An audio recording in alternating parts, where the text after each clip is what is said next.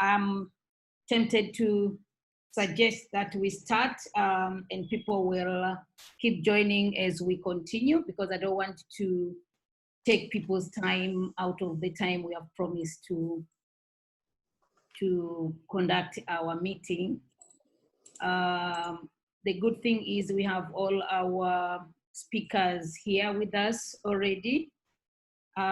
So we may not really need to delay any further. I would be very happy to ask. I'm happy to see most of you who have joined now having your mic muted.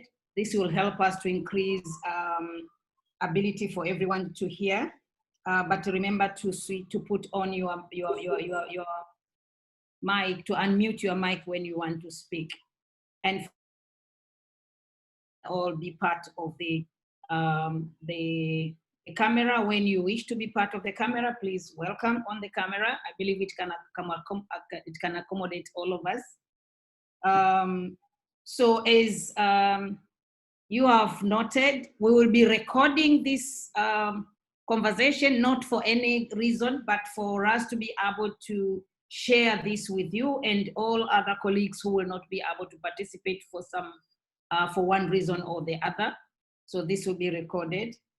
And the main really purpose for us is to continue to share knowledge, to continue to equip ourselves with tools to enable us innovatively to respond to COVID-19, but also to continue to remain relevant within our constituencies.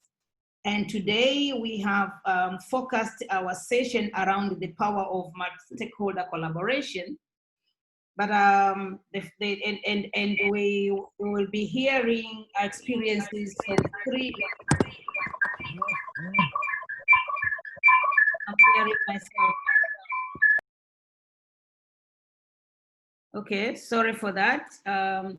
We'll be hearing from speakers from Angola, from Mauritius, and then we have our keynote speaker who is coming from the African Union, as we informed you through our invite.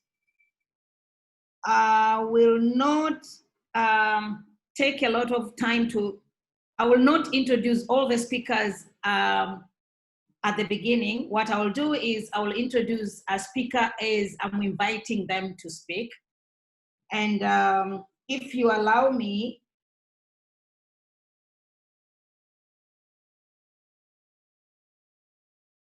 to share his experience with us is Sergio Kalundungo.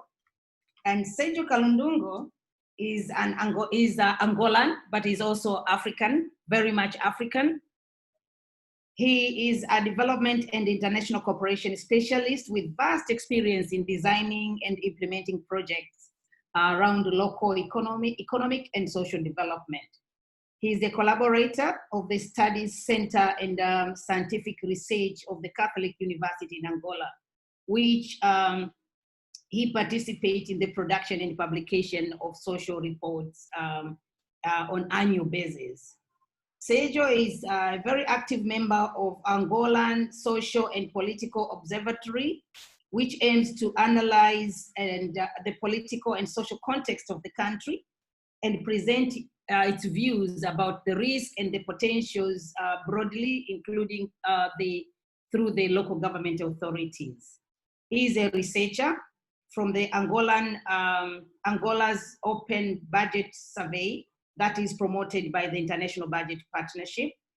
Sergio is also a board member of the Southern Africa Trust and the chair of the Programs and Grants Committee at the Southern Africa Trust. I met Sergio at the Southern Africa Trust, a mathematician who is also a researcher and very interested in social. Welcome. Thank you for making your time. Sergio will today give us an experience and talk a little bit about the dynamic of COVID in Angola. But please focus it on the multi-stakeholder partnership that is taking place to respond to COVID in Angola. And if possible, you may wish to tell us what are the key successes for what we see that are positively taking place in Angola, and what are the major challenges. Sergio, you are welcome.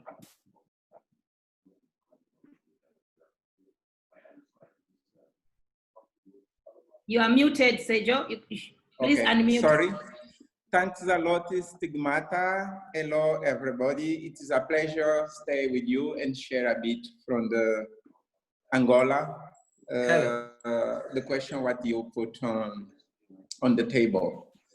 First of all, let me see that coronavirus introduced a very big dynamic in our lives in Angola, but around the world.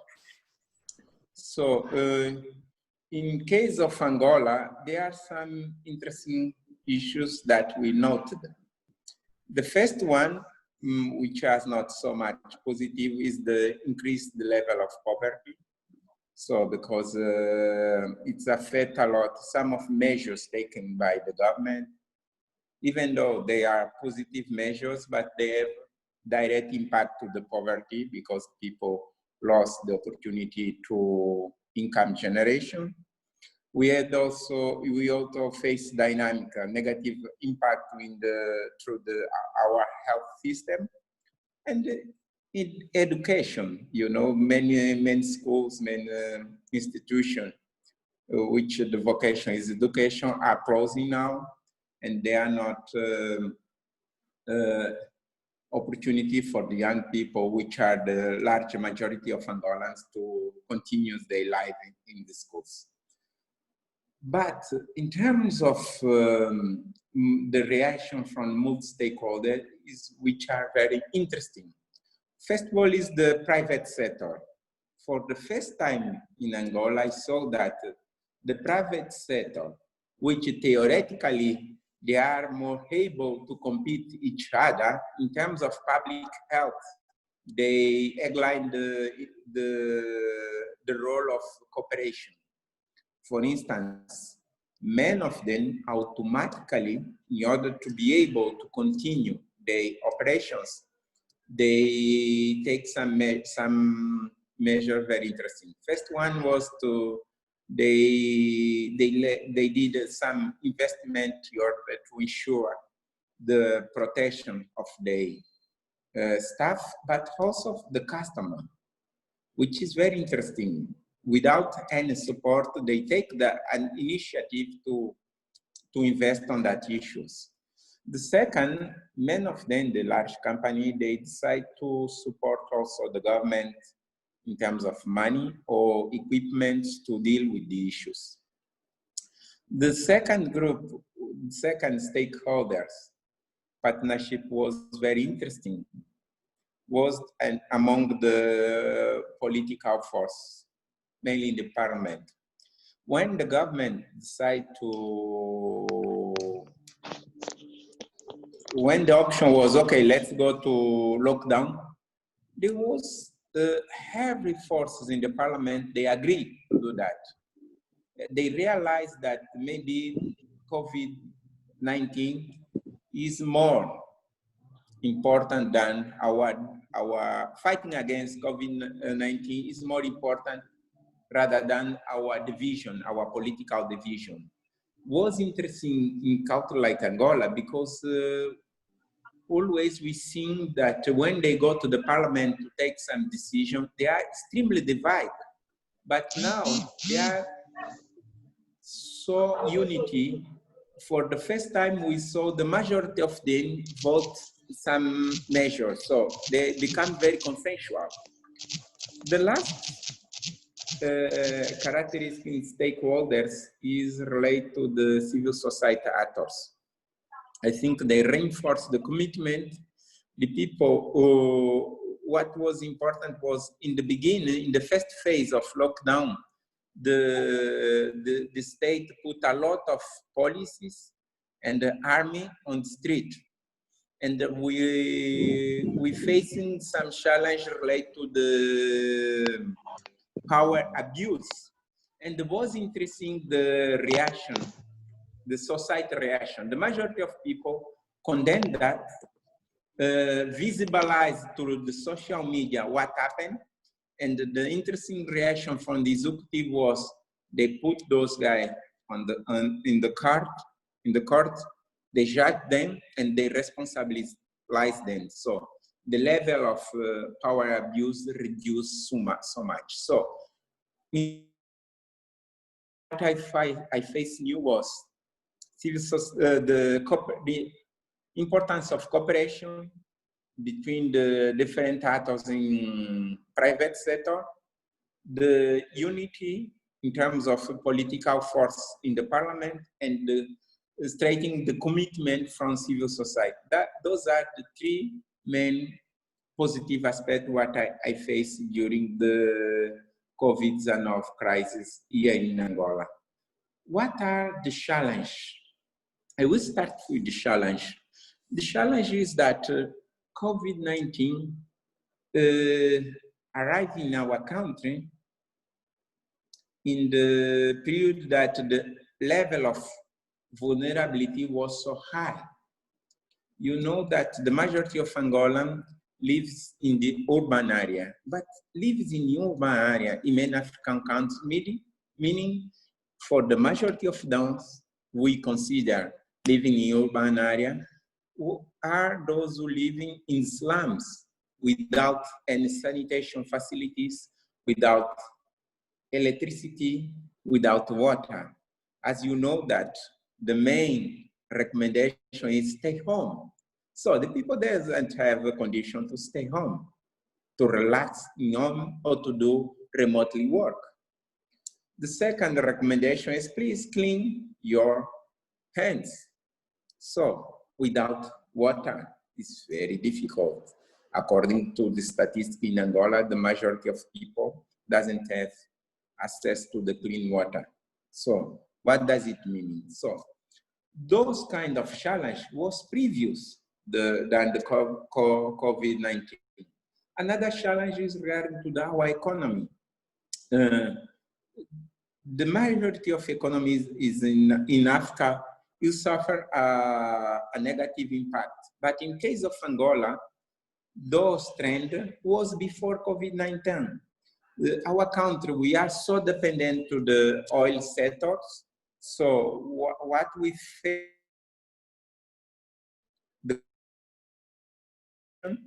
when in December, when we approve our national budget, the oil 17,000 $70 US, but now is around 22. So the government lost money. How they deal with the sanitary crisis without money? This is the question what the people put on the table. So the vulnerability will be a big challenge in this country. But also there are some key success factors. And the key success factor, let's repeat again, unity, cooperation, and commitment. We face this in the beginning. Let's see how much time it will take and if you will continue on those three lines. Thanks. Thank you, Sergio. Thank you for sharing, and I think what you have said is very clear. I will have very little to recap to make, and especially with regard to success factors. You have told us that the private sector, the political parties, the civil society, they have all some sort of set aside their differences and their focus, and they decided to work together to form partnership in responding to COVID. But I think another thing which you've said, which is very important, is the fact that the private sector in Angola focused on the social protection of their staff. So they also implemented workplace interventions, which in many other countries in the continent we don't. What we see is for the private sector reducing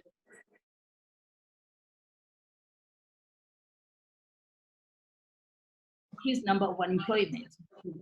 So this is something I think we need to borrow from the way that the political parties were able to start working together. This I think is a plus, because increasingly we have seen very limited integration in many aspects, in the sector and in many aspects due to from the responses that we see in other countries on COVID. So thank you, Sergio. If there'll be any questions, the questions will come later on to you and other colleagues. I will quickly now wish to invite Suraj J. Suraj J is a principal officer working with the Mauritius Telecom. But we came to know Suraj Ray because of his capacities as a chairman of MACOS. MACOS, the Mauritius Council of Social Services, is a very strong partner and member. And as you can remember, they help us at APN to even organize our assembly in 2018 in Port Louis. So he wear many hats and a lot of responsibilities and a lot of education attainment. But I will talk about his membership to the National Social Inclusion Foundation Council of Mauritius and the Occupation Safety and Health in the Ministry of Labor and Industrial Relations and Employment and Training in Mauritius. Suraj Ray is also a chairman and a founder of a registered NGO called AHEAD. So we have invited our brother here today, and for him to share about the in Mauritius and how much stakeholders are partnering is in Mauritius as well. But importantly for us, you know, Mauritius is one of the countries which is implementing very corporate social responsibility. There is a commission for that, which is is being led by members from the civil society, the government, and the private sector. So it will be very interesting for us to hear what are the successes brought about by having that National Corporate Social Responsibility Commission in Mauritius, because here we want to learn about tools that have been used in different places to see how we can also adopt those tools and mechanisms in our own countries. Suraj Ray, you're welcome. Welcome. Thank you a lot for the little resume. And thank you, my brother from Angola, who gave an insight about how things are going there. Well, with a country of 30 million people and Mauritius like 1 million people, I feel like I don't know what I need to share. But what the wonderful experience you shared with us was that the 3 points. So I'm going to elaborate on the social responsibility of companies a bit, and then what are the measures Mauritius took. So today Mauritius is in lockdown as many countries in the world, and on 4 May, we are reopening the country in phase. It's not going to be open for everybody, so it's going to be open in phase. So the good things are we have been successful in the controlling the pandemic in Mauritius. Today we have 0 cases, new cases being reported, as and when we are getting 1, but it's like controlled. The other good thing is we have a national communication committee at the national level that gives specific, accurate information to the citizens every day about the decisions the government is taking, about the collaboration aspect of the private sector, about the works being done by the NGOs, and about the health sector, how it is progressing, and the police sector, how it's progressing. So the democracy, fortunately, is functioning well, and our governance structures are quite solid, so that's helping us a lot. Other thing is good that all the decisions that Mauritius is taking is being taken under the law.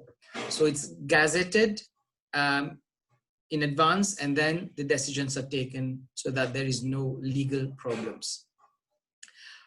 Today we have also government has set up a National Solidarity COVID Fund, where people and the private sector and everybody can contribute, make donations. And those money are being used for sanitary issues, for masks and all these issues, etc.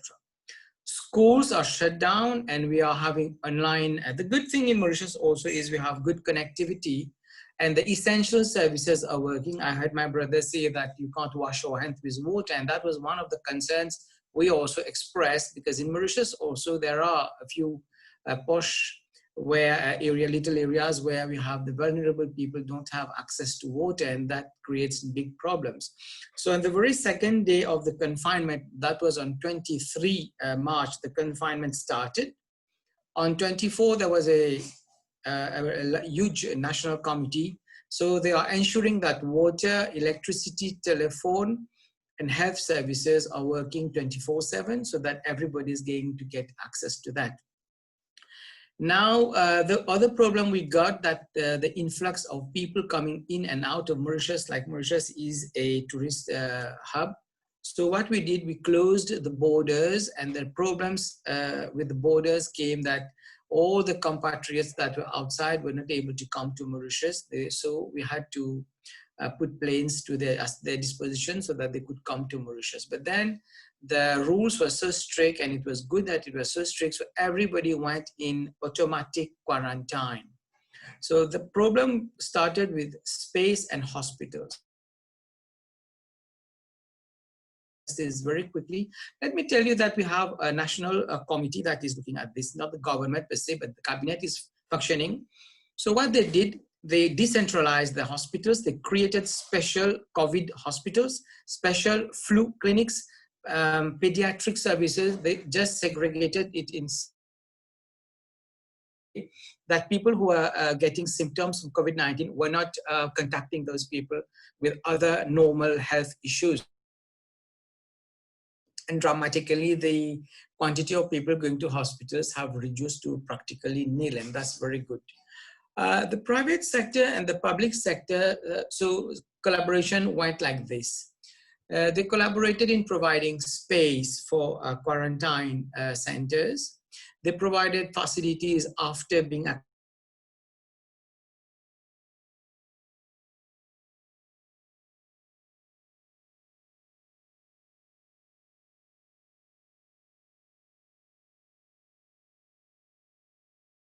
scheme, and then there is a business support scheme. So this ensures that everybody gets a salary at the end of the month, at least the company. So the company tops up, and no salary is supposed to be deducted from people's earning for the end of the month. So for 1 month it was okay. We for the next month to come how it's going to operate, but normally decisions have been taken so that salary are being preserved. People who are in small businesses, SMEs, and they have been given facilities, so they are not paying interests. They are not being harassed by banks and all these institutions, so that for the whole of in 1 more month, they will be getting some sort of relief, and they have been these burdens. With regard to the vulnerable sector, at the very outset, the thing that has been done is we have a national pension scheme. So all the people who don't work, like the old elderly, they do get the pensions. And then the vulnerable people who do not work, like we call the informal sector, they have been given financial assistance. Irrespective of who you are being given assistance if you fall below a certain line of earnings. And family number and all these criteria have been well calculated, because in Mauritius we have a social register, official social register, where we have a list of not exhaustive list, but we have a list at least of a wide group of people who fall in certain vulnerable category. So these people have been getting food packs, health sanitation facilities, water insurance that water goes to their place, electricity and everything. So we have taken care of the vulnerable groups. All the essential services are functioning so that if today your telephone is off, you can get connected. For the schools, all the courses are being dispensed online, on Zoom and everything, so that children are not left behind that much. But anyhow, there is a commission working so that the curriculum is going to be lowered. So all these things are being done simultaneously to contain the virus, to preserve employment, to facilitate the work of the small and medium enterprises and even the private sector companies. We also have what we call the support to the NGOs. NGOs are doing a fantastic job. They are collaborating with the private sector. They have made some, through Marcus also, we have all our members who are actively on the field through the communication campaign going on, distribution of food. But government itself, you spoke about the National CSR Foundation. Through the National CSR Foundation, we are giving food packs to so many thousands of people so that they don't starve. The good news is that also about the food supply. On a week basis, everybody is allowed to shop 2 days for the whole day. But it depends upon the alphabet. So it's an alphabetical order. Say, for example, I don't know, A to I don't know, F, Monday, like that. So it's every 2 days you have the shopping window. So that has already decongested the flux of people visiting malls, shops. So everybody is at home and the online business has started so people can buy and all these things. So here are the things that I think are good. Maybe you have some questions afterwards, but the lessons that learned is that one thing is Mauritius has a very strong welfare state and it is helping today a lot in this system of pandemic where everybody is locked. So the second best thing is human capital. Mauritius has always bet on its human capital. So human being in Mauritius, everybody is now going to earth, planting, have little things, sharing, and this collaboration between private sector, public sector, NGOs and people and neighbors is fantastically working in Mauritius. So these are the little, and the family values have, I think, grown, taken a good leap, and people have understood the value of family, and this working from home is a very good thing. You know, I am also a member of the redundancy tribunal. Today, if people are losing jobs, they come to the tribunal and we are handling cases online, live cases. These cases, if decisions are taken badly, they can go to the Supreme Court, they can go to the Privy Council to challenge the decisions. So these tribunals, even the court is functioning online. So it's a very, very dynamic structure that is working. And then my last 2 words will be first that maybe it's a good thing for the environment. As being an environmentalist, I'm very satisfied that pollution is going down, carbon footprint is going down. People are really becoming courteous again. You'll hear the words, thank you, I'm kind, it's very kind of you. Keeping the social distancing, we have learned to respect our friends, our neighbors, our family members, our brothers and sisters. Fantastic. On this front, it's a good thing, and the learning experience is extraordinary, and I think the world is going to be reinvented, no doubt about it. Our approach to humanity will be different. On this point, I'd like to thank you for your patience. And my last word is like, remember, you have one life. Let us leave it simple. Let us leave it well.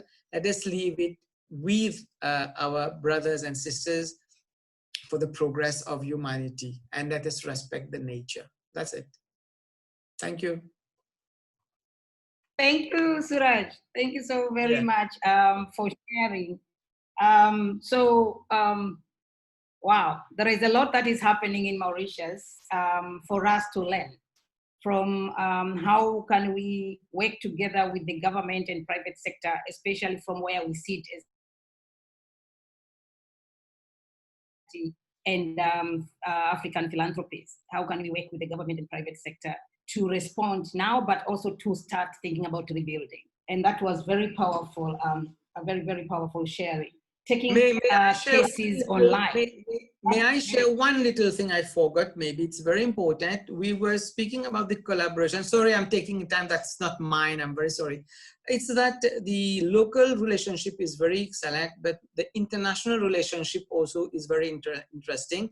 India has supported us extraordinarily in providing us this hydrochloroquine for the treatment of malaria, which is also being used to treat COVID. So Mauritius has been among the first countries in the list of India, like the US and all the other countries, to benefit from the support. So that's very interesting. We need to also have this international support when we need. Thank you very much. So that was a very important point you have brought here, because there's different understanding and acceptability on the use of the medication you have spoken about. So it will be good for us to learn from how did it support those who are already found to be positive with COVID-19 in Mauritius. But thank you for sharing. I'm not going to repeat a lot of what you said. It was crystal clear. What I'll do is to introduce our keynote speaker, Professor Khabele Matlosa, who is a political economist. He has worked in many countries in SADC area and other African nations. But since 2010, he started to work with the United Nations Development Program, and later in 2014, he is with the African Union Commission in Addis Ababa as a director for political affairs. He has been involved in developing various engagement mechanisms. I will only mention one which concerns us especially this year. The Africa Charter on Democracy, Elections and Governance that was adopted by African Union Head of States and ratified by at least 15 countries. I'm mentioning this, Prof, because in this year we were expecting elections in almost 12 countries in the continent. So you might have a question around that. But Professor Khabele is a specialist on governance and development with special focus on integration, democracy, election, peace, political parties, diversity management, security, post-conflict reconstruction and recovery in the continent. He is a researcher, he is a writer, he has written many different publications, and he is someone who enjoys debate and dialogue, and that is where I met him. So today, Professor Khabele, we as African leaders from different aspects, including the civil society sector and philanthropy sector, we would really love to hear what are the implications of COVID-19 in Agenda 2060, in Agenda 2063, the Africa we want, with a special focus in respect to human rights, democracy, and governance. And also it will be good to tell us what is it that we should strategically be doing as African philanthropists and civil society organizations to support the African Union efforts to control, contain, and curb this COVID-19. Prof, welcome. Thank you so much, my sister Stigmata, for this initiative. I really appreciate the fact that you've organized us to come together, put our heads around these important issues that hinge on the future of our continent. And let me just make a footnote on your introductions to say that I'm also the former member of the SAD board, Southern Africa Trust board, where we met together with you. And I've always enjoyed your insights on social emancipation of our continent through all your engagements. That's why part of the reason why I felt compelled to oblige to your invitation. So I'm happy to be here, really. And let me just jump into the subject matter. But firstly, to appreciate also my fellow panelists, Sergio and Suraj, for the very insightful briefings they've shared with us in respect of Angola and Mauritius as they respond to this coronavirus disease, COVID-19, as it is commonly known. And I'm going to be sharing with you, they were dealing with one country each. Now, I'm going to attempt the impossible of trying to amplify all that now to 55 member states of our union today, all the way alphabetically from Algeria up to Zimbabwe. So in that kind of way, but in a summarized fashion so that we can basically to provoke discussion. Let me start, moderator, by indicating that maybe it's very important for us to have a clear conception of the problem we're dealing with. First and foremost, this COVID-19 pandemic, oftentimes it is perceived as a health emergency or health crisis. Now, that's a narrow conception, because if we conceive it that way, we run the risk of our response being narrow as well. So our response will just be, health response, medical, whatever. Now, I want to challenge us, or just provoke our thinking beyond the health emergency. That yes, indeed, this is a health emergency, but let's look at it in 5 ways, so that we can then, at the end of the day, to say a holistic will have to deal with those 5 challenges. First, the obvious one that I've already referred to is the health crisis. It's a health crisis. Therefore, it requires us to look at the extent to which our health systems and infrastructures are resilient enough to address the problem at hand. 2, obviously, it is also a governance crisis. It is also a governance crisis. Our governance institutions have to step to the plate and prove their worth. And you are also making reference to democracy issues. It is challenging, for example, the holding of elections as we speak now. I'll come back to this later on. And thirdly, so it's health crisis, health emergency, governance and democracy and governance crisis. Thirdly, it is also a peace and security challenge. It is also a peace and security challenge because recall that this year, the AU has declared this year as the year of silencing the guns, creating conducive conditions for Africa's development. We're supposed to be focusing as a union to ending conflicts, dealing with prevention, management, and resolution of conflicts. But look where we are now. Our attention has now been taken by COVID-19. And as COVID-19 takes our attention, terrorism is still on the rise. Terrorist attacks are happening in the Sahel region, and we even have a situation in Southern Africa, in Mozambique, for example. In Mozambique, there's in Cabo Delgado province, there's a situation there. And not to mention the Horn, the Great Lakes, and all other, North Africa. Just to mention a few cases, that it's a peace and security challenge. The war in Libya is still, intensifying, and despite the fact that the Secretary General of the UN and our own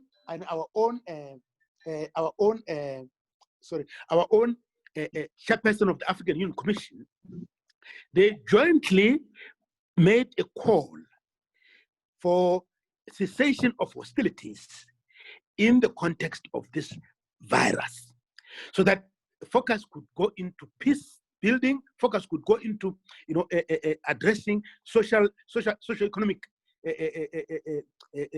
demands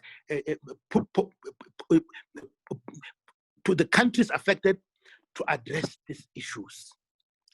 Now, that is the third. The fourth is that it is also a humanitarian crisis. It is a humanitarian crisis to the extent that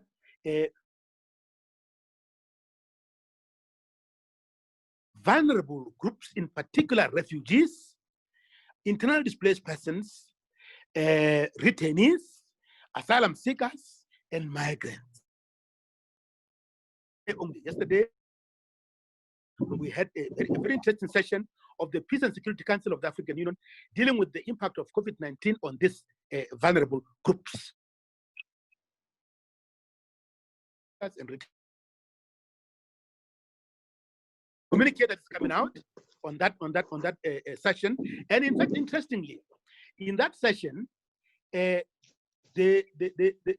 Peace and Security Council made a call. We'll share this communique when it comes out with you.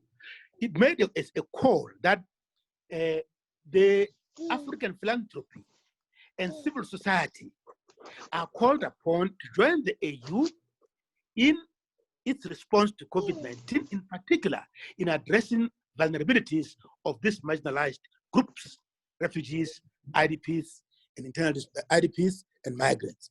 And fifth, finally, then it's also a development crisis. We also have to deal with. And when talking about development crisis, let me just indicate to you some of the socio-economic impacts of this COVID-19 throughout the continent, and including those countries that have just been presented, Angola and Mauritius, to some extent.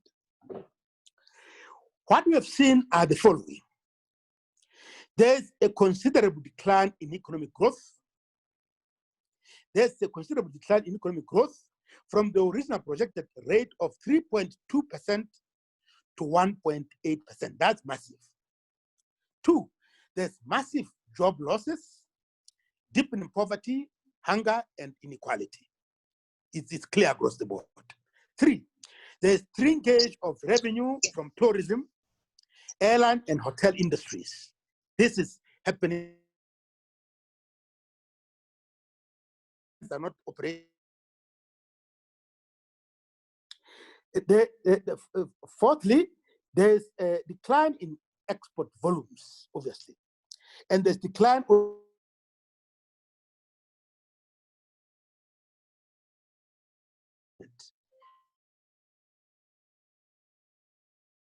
overseas development loans and grants. It's what we are seeing. Also, interestingly, for Angola, I'm sure Sergio could attest to this. There's the oil prices, which also is affecting our oil producers, including Angola. It fell by almost 50% in March this year. There's disruption of global supply chains. There's decline in trade and aid. I've already said this. And there's also reduction in remittances flows into our continent. And obviously, all this suggests that we need a serious stimulus package to re-engineer the economy on the continent. Now, having said that, let me then go back to the question that you posed regarding Agenda 2063. What I've said now, what I've indicated, even including the nature of the problem and the socio-economic impact, it's clear that it poses a serious 2063. 2015, in 2014, and it's being implemented in batches, in stages of 10 years implementation plans. So presently, we're in the first 10-year implementation plan of 2014-2023. Now, this pandemic, therefore, poses a serious challenge for the agenda. Remember, the agenda has 7 aspirations, and most of these aspirations speak to the development imperative of the continent. 2 of them speak to governance and peace and security. Aspiration 3 speaks of a democratically governed Africa, that is, in which a culture of human rights, justice, constitutionalism, and rule of law are embedded and inculcated. Aspiration 4 speaks of a peaceful and secure Africa. Now, if then we don't address this pandemic adequately in its holistic nature, rather than just focusing on the health emergency, then we'll miss on achieving those 7 aspirations of Agenda 2063. Now, all the others speak to the development imperative of the continent. And all this, the entire Agenda 2063, by the way, also dovetails into the 2030 Global Agenda on Sustainable Development, the UN Global Agenda. So when the AU implements Agenda 2063, we are also in a way implementing the SDGs, the 17 SDGs, just to create the linkage there. Now, within the agenda, we have about 14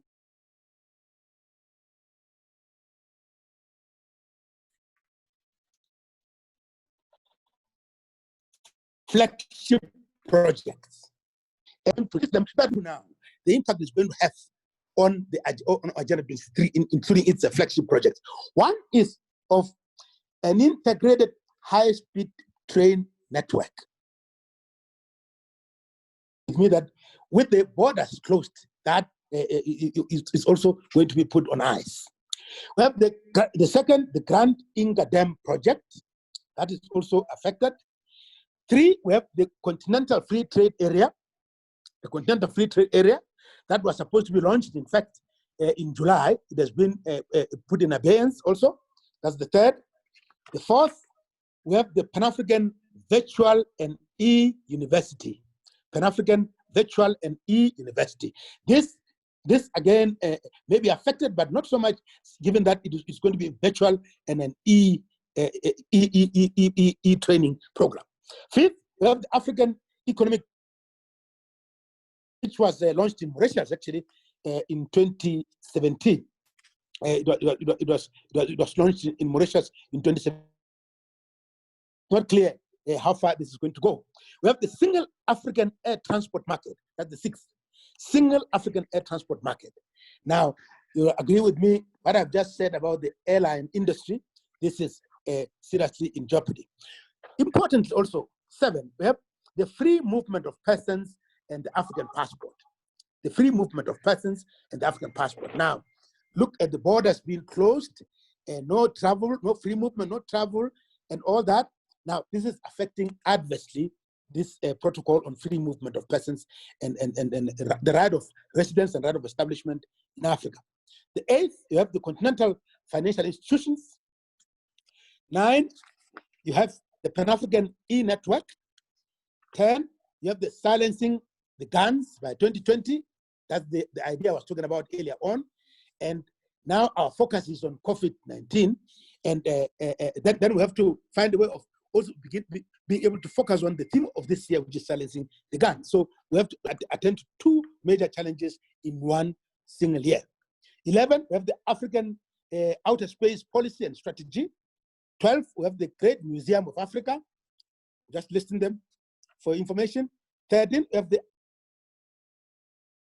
and finally, we have the cyber security program of our continent. These are the flagship projects of our Agenda 2063, which are now in peril as a result of this crisis we are going through now, and we don't know how long this is going to take us. Now, on the multi-stakeholder partnerships, let me start first by saying that our response from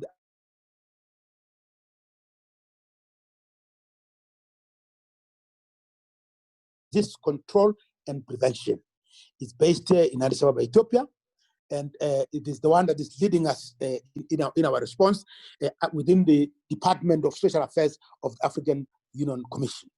So that is our lead in terms of the response to COVID-19. And then our member states, through our leadership, the Bureau of the Assembly of the African Union, headed and led by President of South Africa, President Cyril Ramaphosa, they have made important decisions. Two of them that I want to share with you. One is that they have established the AU COVID-19 Response Fund. That fund is now in existence, and they have to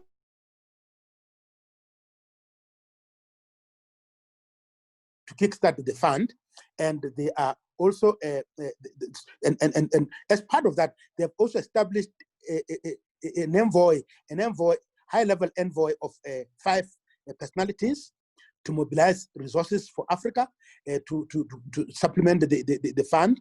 This include 5 of them from the 5 regions, and I can remember off the cuff now that from Southern Africa we have Mr. Trevor Manuel, who is the former Minister of Finance in South Africa, and also from East Africa we have the former Minister of Finance of Rwanda, Dr. Donald Kaberuka. We have other representatives from the other three regions: Central, West, and North, of course. So they are the ones who are going to be in the forefront in terms of fundraising and resource mobilization for the response of the AU to COVID-19. But they are not going to be doing that in the vacuum. There is already agreed a continental COVID response strategy of the African Union that will guide their work, and therefore they will be mobilizing a lot of support from different sectors, including the philanthropy and civil society sector. Now, let me quickly just touch on the 3 important elements that the impact on human rights, democracy, and elections. Briefly on each, because we'll go into the discussions. It is very clear that this pandemic is also likely to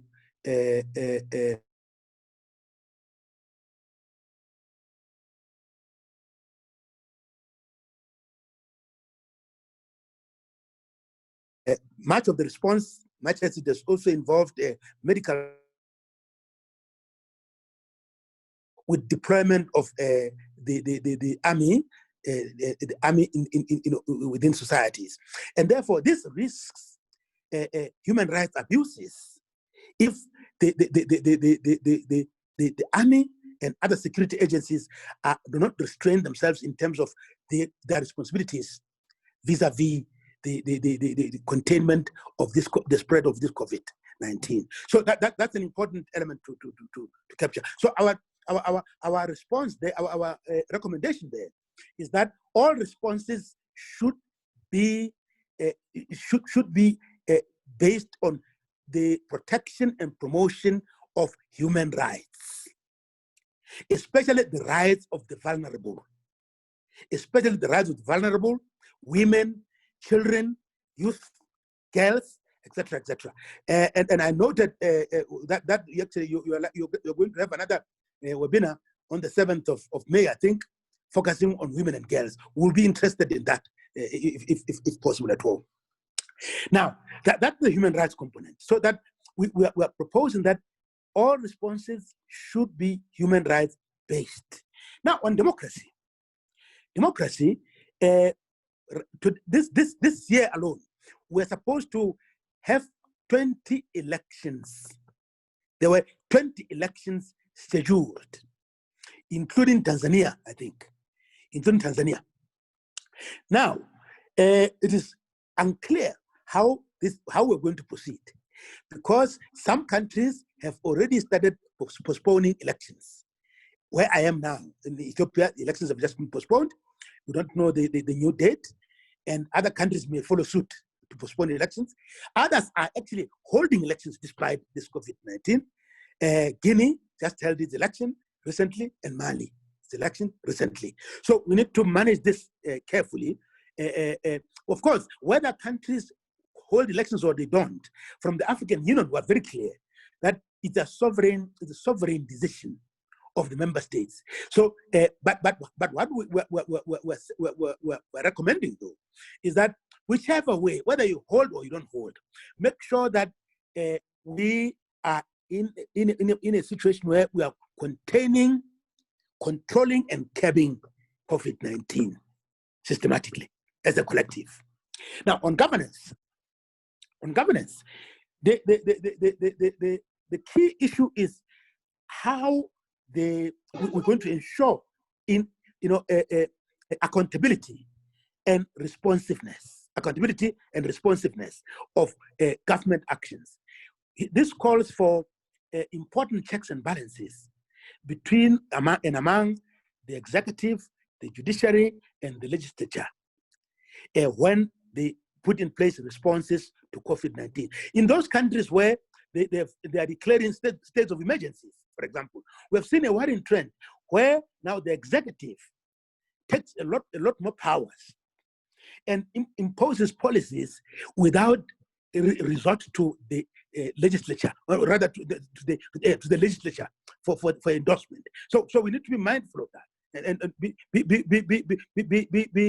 alert that the responses don't then reverse gains made so far on human rights, democracy, and governance.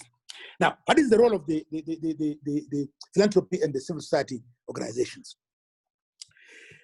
Maybe let me just list them.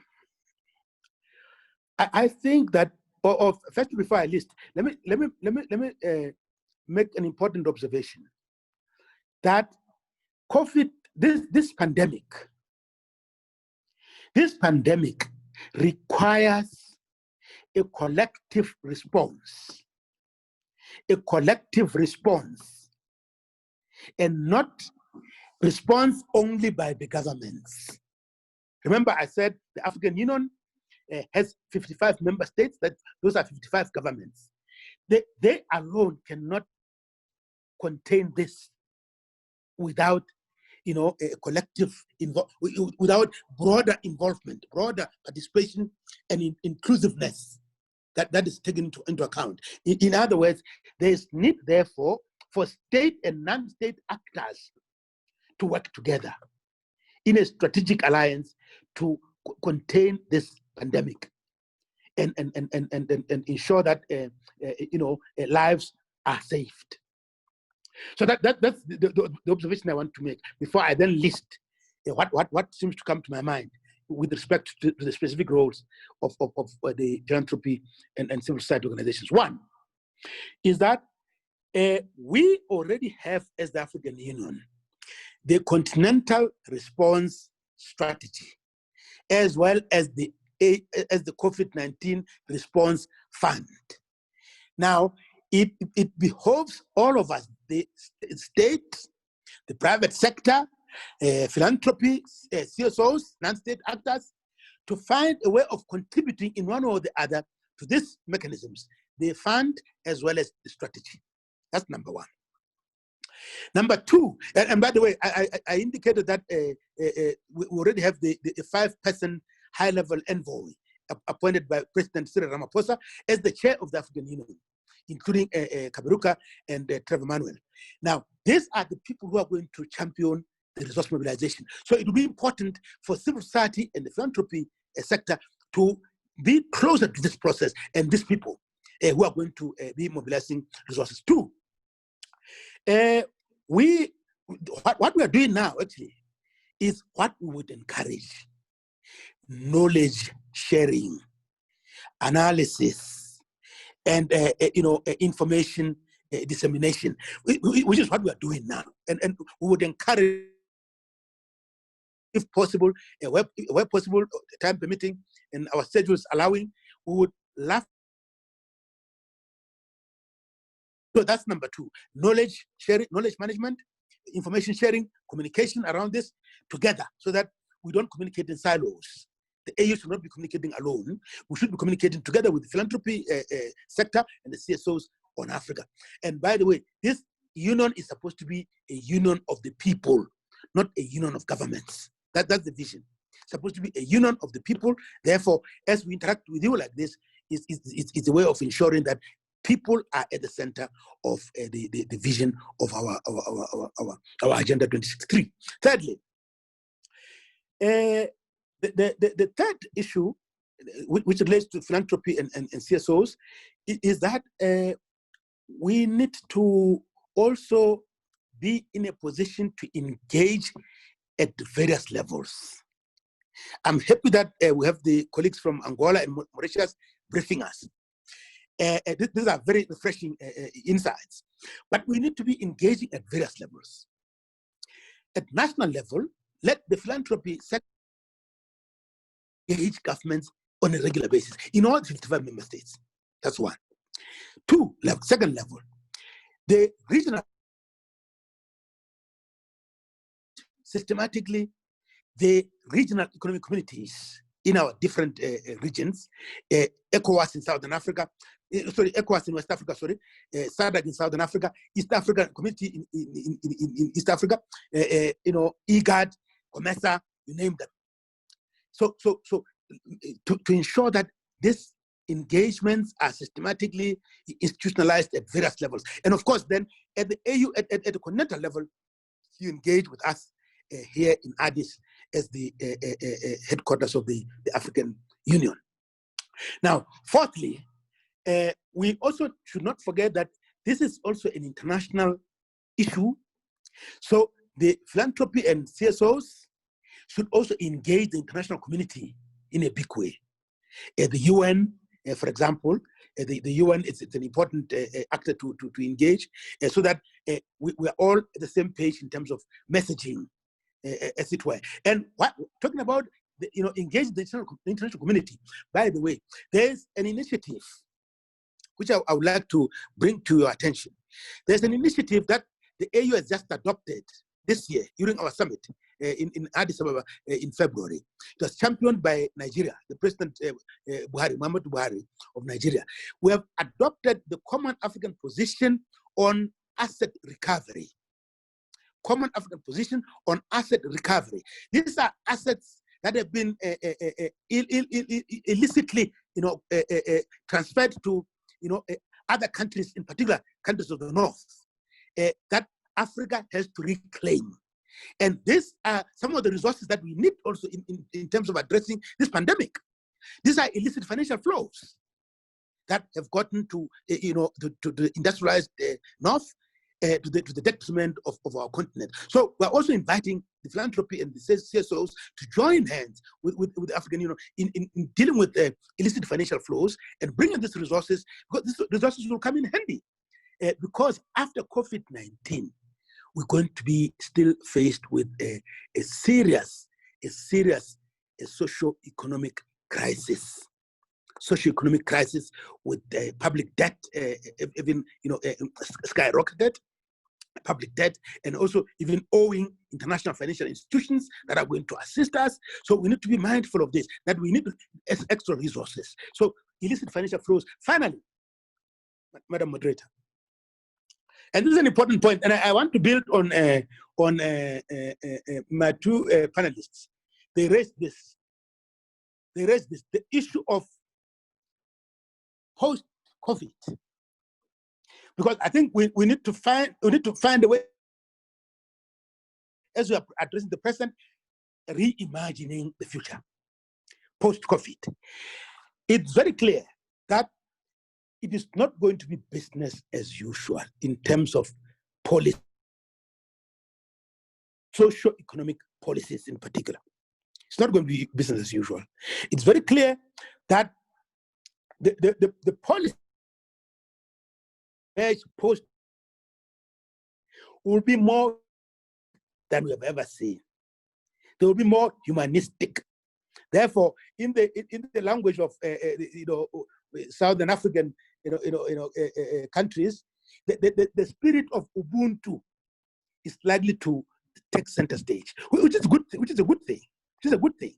That we're now going to be mindful of adverse social effects of each policy. And we're going to also possibly prioritize marginalized social groups: women, children, youth, disabled, people with disabilities, you name them, minorities, the elderly, right? You name them. There's going to be more sensitivity to this, and there's going to be a lot more emphasis on improving the livelihoods of people, and also in a way building safety nets for future pandemics of this nature. So I think, Chair, I hope I didn't take too long.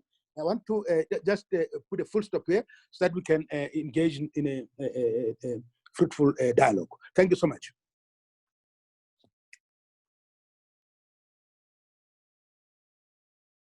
Thank you again. Thank you very much. Wow. Believe me, most of us did not have this information before now. So we really needed to have you with us today. And most of us would need to follow up with this information, because it is our duty to see to it that the regional integration, the Africa we want, is going to really go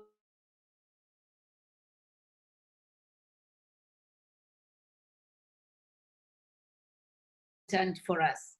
You have given us a lot of information, a lot of knowledge. And I think now I would like to invite our participants, and thank you so much for coming. Please ask questions, ask whatever you want to ask. We had this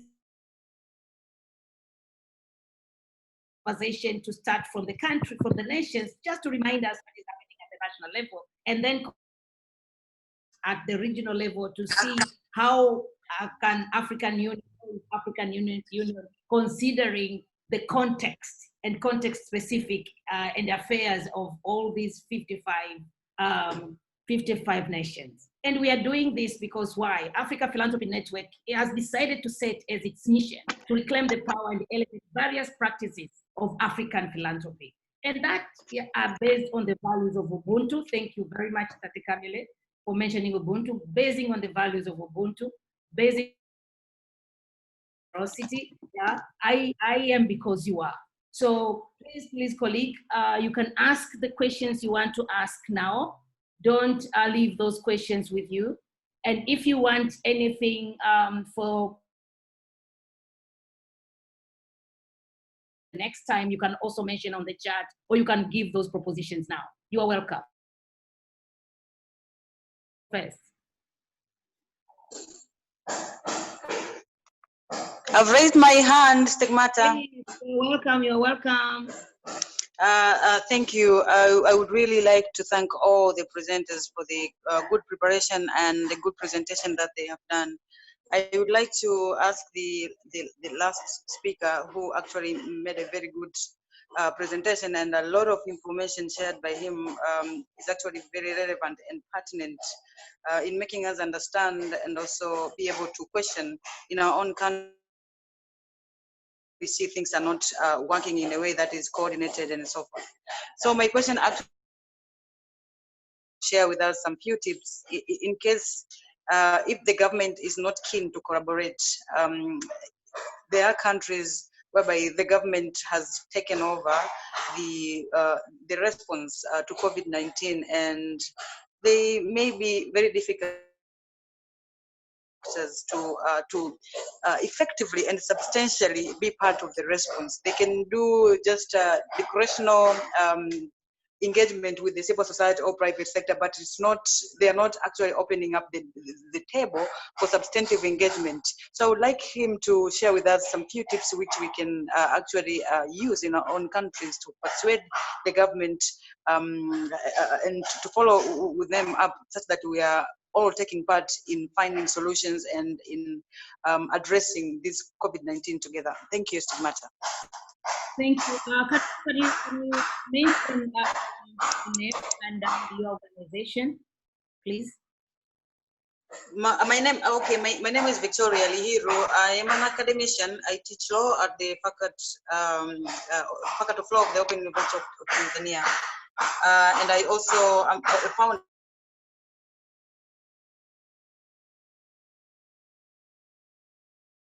disabilities. Also a gender and governance expert. Thank you.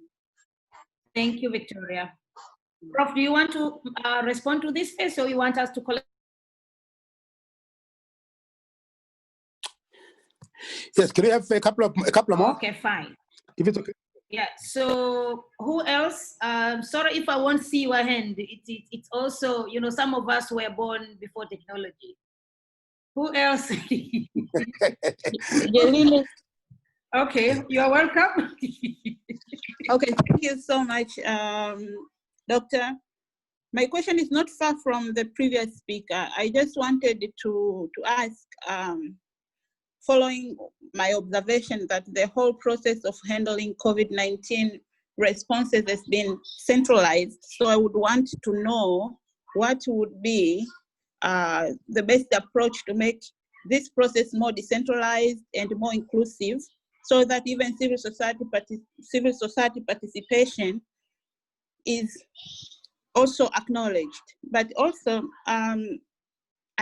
Professor has spoken about making it about the union of the people, not the union of the government.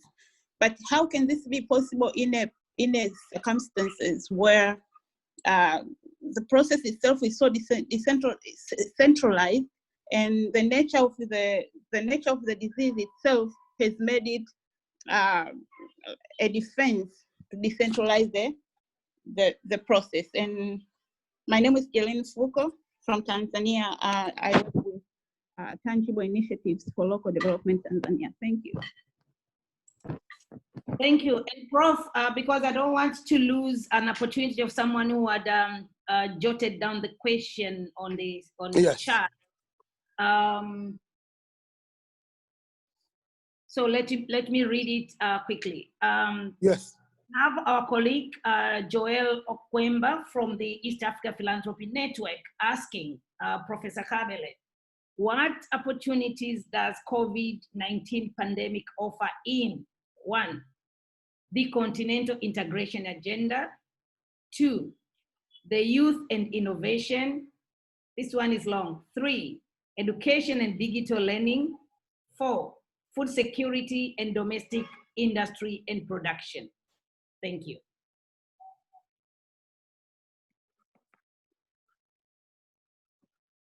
So Okay. that is the, So maybe you respond to those while yes. others are still structuring their questions. It's quite a mouthful. Yes. Questions. Yeah. It's quite a mouthful, and I really appreciate this. And and we're having a discussion really.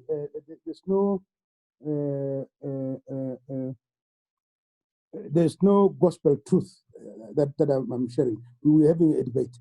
We're intellectuals, we're researchers, we're academics. And this is the spirit I'm taking the questions, with which I'm taking the questions. The organization of, let's retrace our steps a little bit to history. The Organization of African Unity was established in 1963, and remember, between 1963 and 1999, we had the OAU, the Organization of African Unity. And at that time, a lot of emphasis, a lot of premium was placed on national sovereignty, right? On national sovereignty. And therefore, the governments were seen to be the key actors on everything. And even the union was the union of governments, let's not forget. But with the transformation of the OAU in 1999 in Sirte, Libya, we have a new dynamic. With the Constitutive Act of the African Union, there is this principle that we aim towards establishing an Africa, a union of citizens, African citizens, not only a union of governments. So I think it behoves on us, by the way, to educate ourselves much more deeply in terms of the normative frameworks of the African Union, including the Constitutive Act. What does it say?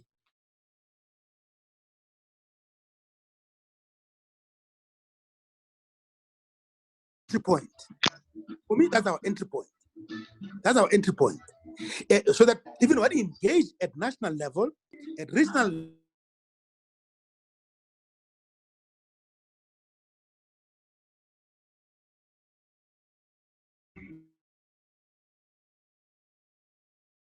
inclusion of citizens is no longer just a luxury.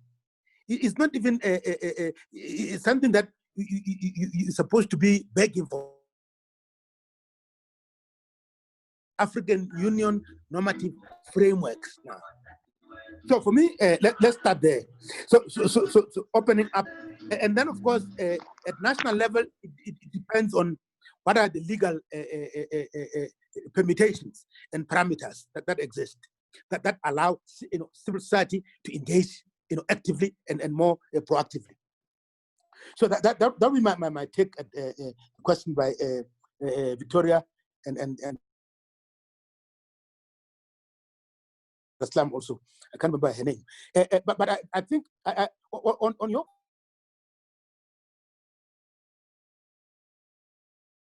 ensure in order to decentralize the response, we need to ensure that not only citizens participate effectively and are empowered, but local government institutions, because these are closer to the communities.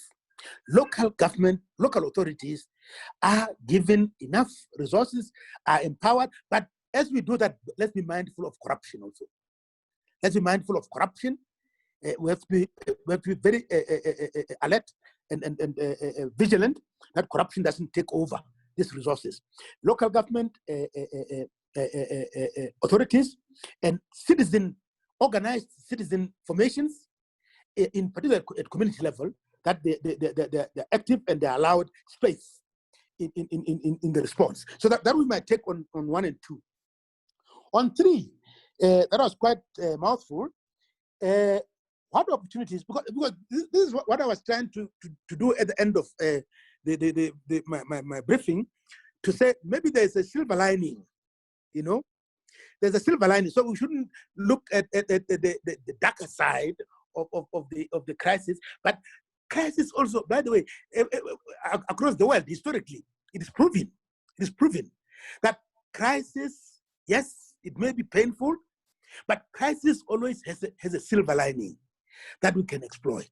Now let's look at what may happen, what is likely to happen here. For instance, let's start with number 1, the integration question.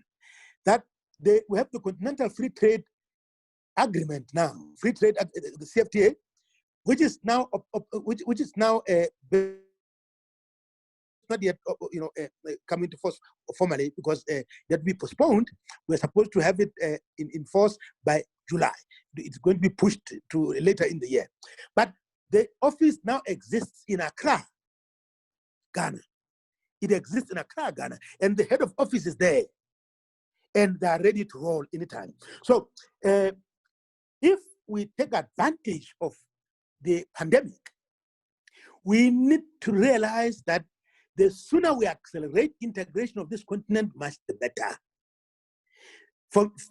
Believe you me, these borders that we have are not doing much for the continent in terms of its advancement.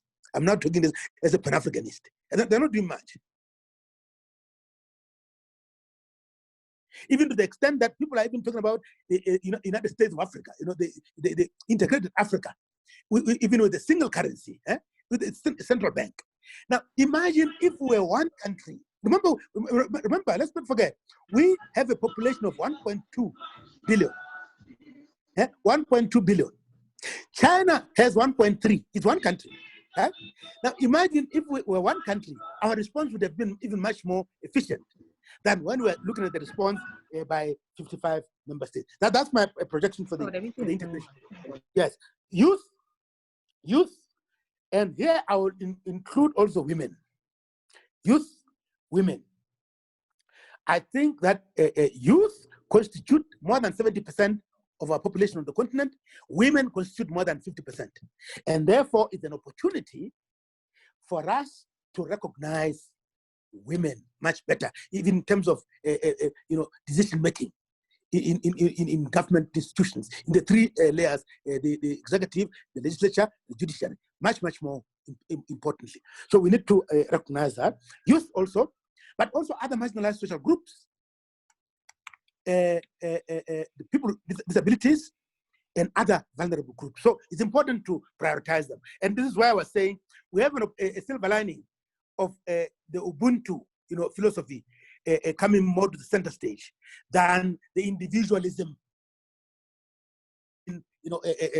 subjected to, given our economic models that we've adopted. Education, very important. I think I can see education going more online, more high tech, more online, more virtual, than physical. That's what I can see. It's possible. And then food security, we're going to prioritize more.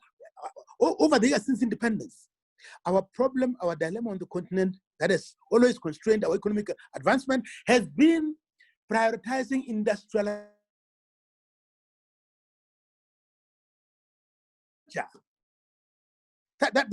In other words, we've been putting the cart before the horse. The African economy is an agrarian economy. We have to prioritize agriculture, food security, because most of our people live in the rural areas. It's very few, the elites that live in cities. Most of our people, majority, live in rural areas and survive on subsistence agriculture. So we need to recognize this to ensure that there's food security, and therefore invest more in subsistence agriculture. Don't necessarily push subsistence farmers to become commercial farmers. No, they should produce for subsistence. And those who have the wherewithal, they can go into commercial. But let's prioritize agriculture and rural development. And by the way, this is my last point. In the meeting yesterday, we were also briefed by the president, Peter Muller. He briefed the Peace and Security Council. He raised a serious concern, which I share. He's saying that the marches from the beginning, the pandemic, seems to have been concentrated more in urban areas, and that's why the exponential. But he worries that now it is spreading into rural areas, into informal settlements, into ghettos, into all this, and once it's not contained and it gets there, I don't want to imagine what we're going to see on our continent. Thank you, Madrid. Wow, Prof. Colleagues, I see one more question on the chat, but I also feel a bit guilty that I've gone beyond the time we have agreed. I appreciate that we started 15 minutes late, but we have gone up to 4:30 now. So I really need consensus here. Some of you can unmute your mic and say, if you want, should we read this question or should we wrap up? We can wrap up, no problem. We can wrap up. Oh, Yeah. No, we should. So It's just one question. I think we should. It's just one, unless we agree that there's no other question that should pop up. please, can you read that question for us, Gloria? Or you want me to read? So the question says, Prof. Habele, thank you, Prof. What is your take on the future of governance in Africa? no, it's okay. It's my question. I'm Ray from Mauritius. It's okay. It's okay. Yeah, I'll get the answers by mail. Don't worry about it. We will also like to hear the answer if you don't mind. Yeah, we'll share it. Don't worry about it. So it's already late. It's okay. Thank you. Yes. Fine. Thank you for effort. I will share that question with you, Prof, and then we'll see if we can use that as the basis to craft maybe another session or a share. No problem. Yeah, I'll do but that. I can even answer it in one. I can even answer it in one word, actually. Yeah. So.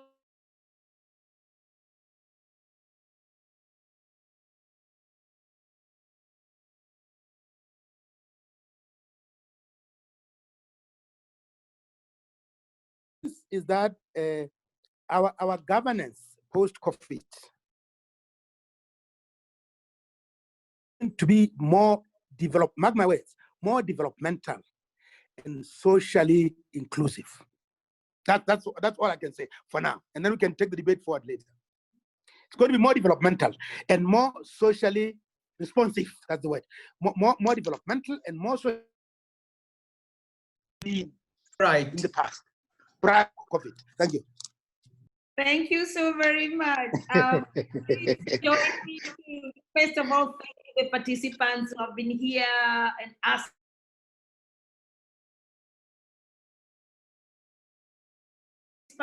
Join me to thank our speaker. Thank you, Sejo. Thank you. Thank you so very much, Professor Habele. We needed this. We needed this. So these webinars will continue to be there when we started long ago, and the aim for us is to share knowledge, to share practices with different civil society organization leaders in the continent. But the focus of this platform is to see to it that in the final analysis, we are really using our own resources as Africa, putting the African resources, using our own philanthropic giving practices to respond to our own challenges and the complexities of development. And as Professor Habele said and others said, I don't think the situation will return to where it was before COVID-19. So the really flows, financial flows and support that most of us, almost 99% is expecting from the North, will not be there. Let's try to our level best to use such platforms to together, to link up, to see how that is going to respond to not only COVID-19, to all these complex issues and challenges in our community, but also to build. I want to thank you all so very much. We are going to share the recording from this webinar with all of you who participated here and beyond. But stay tuned. On the 7th of May, we are going to have also regional conversation around the COVID implications for women and girls, including the social aspects and education and so forth. So stay tuned. We love you so very much. Please try to remain relevant to your constituencies. Bye and thank you again. Thank you very much. Thank you. Bye-bye. Have a nice day. Keep. Thank you. Bye. Bye. Thank you. It was a pleasure. See you later. Bye. Dr. Astronaut, how are you? It has been long.